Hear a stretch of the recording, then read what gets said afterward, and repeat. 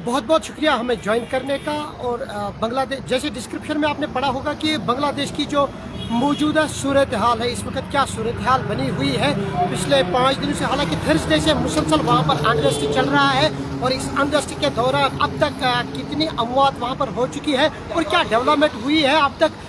जो supreme court ने फैसला दिया है वो कौन सा फैसला था और जो मौजूदा हालात इस वक्त बने हुए हैं, इन पर तबसरा करने के लिए, इनका पूरा अपडेट आप तक पहुंचाने के लिए हम आप तक ये सारा अपडेट पहुंचाने की कोशिश करेंगे। जी हाँ, थर्सडे से ये जो कोटा बिल के सिलसिले से जो एक वायलेशन स्टार्ट हुई, जो मुश्तिल हजूम जो है वो भीड़ ज़्यादा उमड़ आई और जिसके नतीजे में पहले दिन में अगरचे 5 लोगों की मौत हुई वहाँ पर, चूँकि स्टूडेंट्स जो है वो इस प्रोटेस्ट में ज़्यादा हिस्सा ले रहे हैं। क्योंकि 1971 में जब बांग्लादेश अपनी आज़ादी की लड़ाई लड़ रहा था तो उसमें से एक कोटा रिजर्व बिल रखा गया। जी हाँ, 1971 उनके लिए जिन्होंने आज़ादी की लड़ाई लड़ी थी और उसके लिए एक मखसूस कोटा बिल रखा गया था। और उस मखसूस कोटा बिल में कहीं न कहीं 56% जो रिजर्वेशन है वो एम्प्लॉयमेंट के लिए रखी गई थी, जिसको लेकर आज बहुत ज़्यादा एहतजाज देखने को मिला।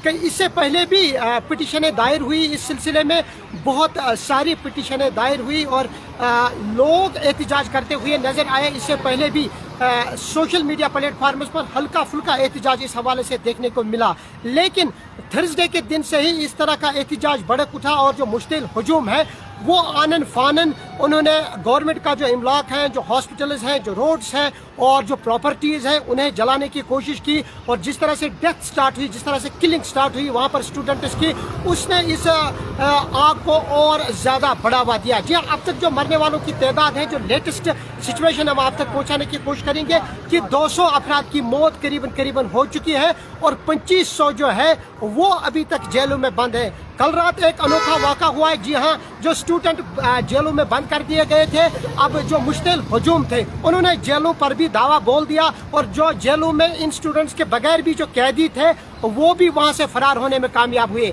जी हाँ, सिचुएशन जो है वो पूरी लॉकडाउन जैसा सिचुएशन पूरे बांग्लादेश में बना हुआ है।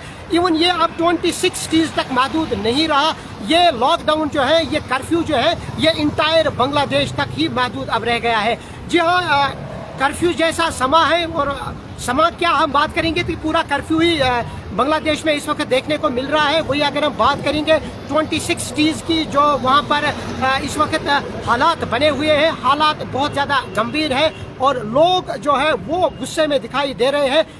इंटरनेट फैसिलिटी जो है वो बिल्कुल डाउन कर दी गई है। सोशल वेबसाइट्स जो है, यानी कि गवर्नमेंट की जो सोशल वेबसाइट्स हैं उनको भी महदूद कर दिया गया है। और जो एयरपोर्ट्स है, जहाँ अब ये इत्तलात मौसूल हो रहे हैं कि एयरपोर्ट्स जो है अब उन पर भी दावा बोल दिया जा रहा है। जी हाँ, रेलवे स्टेशन उनको भी तहस नहस कर दिया गया है। अब जो मुश्तिल हजूम है वो ये न थमने वाला जो सिलसिला है ये अभी भी जारी देखने को मिल रहा है। जैसे मैंने आपसे इब्तिदा में ही कहा है कि 1971 में जो आज़ादी की लड़ाई लड़ रहे थे बांग्लादेश में पाकिस्तान के खिलाफ, अब वही जो कोटा बिल उस वक्त रखा गया था उनके लिए, उन बच्चों के लिए जो 1971 में अपनी आज़ादी की लड़ाई लड़ रहे थे, ये कोटा बिल जो है अब इस वक्त जो प्रेजेंट सिचुएशन बनी हुई है, लोग ये कह रहे हैं कि ये जो 56% जो कोटा रिजर्वेशन बिल रखी गई है यूथ के लिए, एम्प्लॉयमेंट के लिए, ये सिर्फ एक पर्टिकुलर तबके तक ही जा रही है, जिस पर बहुत ज़्यादा हजूम भड़क उठा है। और जो पढ़े लिखे नौजवान हैं उनके हिस्से में अब बिल्कुल कुछ नहीं आ रहा है, जिन पर उन्हें बहुत ज़्यादा गुस्सा देखने को मिल रहा है। वही कल रात एक अच्छी डेवलपमेंट देखने को मिली। जी हाँ, संडे के दिन सुप्रीम कोर्ट ने एक वर्डिक्ट सुनाया, एक फैसला सुनाया, जिसमें ये जो कोटा बिल है इस फैसले को वापस लिया गया है। अब ये बिल जो है ये 5% तक महदूद रखा गया है। जी हाँ, अब इसमें मुसल्लह अफवाज जो है, आर्मी भी इसमें अब इन्वॉल्व हो चुके हैं, पुलिस भी इन्वॉल्व हो चुकी है, शूट एंड साइट का ऑर्डर दिया गया है। यानी कि इस तरह के हालात बने हुए हैं। हालांकि जब सुप्रीम कोर्ट का ये फैसला आया है, ऐसा महसूस हो रहा था कि शायद जो मुश्तिल हजूम है, शायद जो घुसीली भीड़ है वो कहीं न कहीं काम डाउन हो सकती है और हालात जो है वो शायद धीरे धीरे पटरी पर आ सकते हैं। लेकिन आज भी कुछ एक आध शहरों में, जैसे अगर हम ढाका की बात करें, खुलना की बात करें या शाइलेट की बात करें, या ऐसे इलाके हैं जहाँ पर स्टूडेंट आज भी प्रोटेस्ट के लिए अपने घरों से निकले हैं और वो डिफाई कर रहे हैं। उन्होंने कर्फ्यू को भी वहाँ पर توڑ دیا ہے اور حالانکہ کرفیو پورا انٹائر بنگلہ دیش میں ہے. شوٹ اینڈ سائٹ کے آرڈرز ہر جگہ دیے گئے ہیں اور دیکھتے ہی گولی مارنے کا آرڈر جو ہے وہ بنگلہ دیشی حکومت نے دیا ہے. لیکن ابھی بھی جو غصہ دیکھنے کو مل رہا ہے، حالانکہ 200 افراد جو ہیں ان کی موت واقع ہو چکی ہے، ہزاروں کی تعداد میں لوگ جو ہے وہ زخمی ہیں، ہاسپٹلز بھرے پڑے ہیں، سچویشن جو ہے وہ بالکل بری ہے. اگر ہم بات کریں گے بنگلہ دیش کی تو پورے ایشیا میں بنگلہ دیش ایک ایسی ڈیولپڈ کنٹری تھی جو دھیرے دھیرے اچھا ڈیولپ ہو رہی تھی اور جن کا جی ڈی پی جو تھا وہ 6.5 تک پہنچ چکا تھا، جو پاکستان اور انڈیا سے کہیں بہت زیادہ بہتر دیکھنے کو مل رہی تھی. جی ہاں، ایک اچھی ترقی کی اور گامزن تھی بنگلہ دیش، لیکن اس انریسٹ کے بعد اب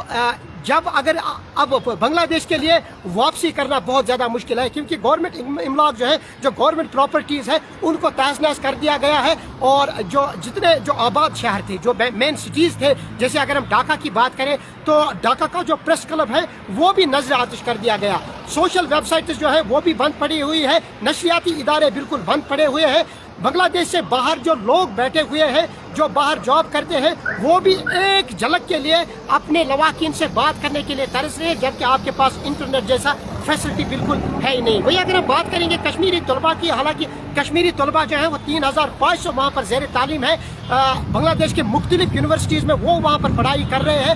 اس کے باوجود بھی اگرچہ وزارت داخلہ نے ان کے لیے ایک ویوستھا اچھی طرح سے جاری کی ہے، حالانکہ ایک ایڈوائزری بھی ان کے لیے جاری کی گئی تھی، دھیرے دھیرے ان کا بھی انخلا شروع ہوا ہے. اگر ہم کشمیری طلباء کی بات کریں تو اب تک 200 طلباء جو ہیں وہ کشمیر محفوظ آ چکے ہیں اور باقی طلباء جو ہیں ان کو بھی اب گورنمنٹ آف انڈیا واپس لانے کی کوشش کر رہے ہیں. اوورآل اگر ہم بات کریں گے 8500 طلباء پورے انڈیا کے جو 8500 طلباء جو اس وقت بنگلہ دیش کے مختلف یونیورسٹیز میں زیر تعلیم ہیں، اور جو مکین 15000 لوگ ہیں وہ بھی کہیں نہ کہیں درماندہ ہوئے ہیں. لیکن دھیرے دھیرے 4500 تو اب تک انڈیا میں واپس آ چکے ہیں، باقی لوگوں کا بھی دھیرے دھیرے آنا اب سٹارٹ ہو چکا ہے. جی ہاں، حالات بہت زیادہ گمبھیر بنے ہوئے ہیں. اور جو کشمیر کی اگر ہم بات کریں تو کشمیری طلباء وہاں پر زیر تعلیم ہے، وہ بھی ان حالاتوں سے انٹرلیکڈ ہے، کیونکہ یہاں کے جو پیرنٹس ہیں، یہاں کے والدین جو ہیں وہ بھی اب تحفظ کا شکار دکھائی دے رہے ہیں. بہرحال سچویشن گمبھیر بنی ہوئی ہے. اب دیکھنا یہ ہوگا جو سپریم کورٹ کا ورڈکٹ آیا ہے اس حوالے سے کہ جو کوٹا ریزرویشن بل رکھی گئی تھی 56% اس سے پہلے ہوا کرتا تھا، اب سپریم کورٹ نے ایک ورڈکٹ سنایا جس میں یہ بل جو سمٹتی ہوئی اب 5% تک محدود رہ گئی ہے. حالانکہ یہ اعلان سنڈے کو ہو چکا ہے، لیکن اس کے باوجود بھی ابھی بھی حالات بنگلہ دیش میں پٹری پر آنے کا نام نہیں لے رہے ہیں. اب دیکھنا یہ ہوگا کہ آنے والے وقت میں اب کس طرح کے حالات رہیں گے. کیا اب کرفیو کو ہٹایا جائے گا، کچھ شہروں کو ڈیل دی جائے گی، اب یہ آنے والا وقت بتائے گا. کشمیر پیٹریٹ کے لیے سری نگر سے میں قاضی سعید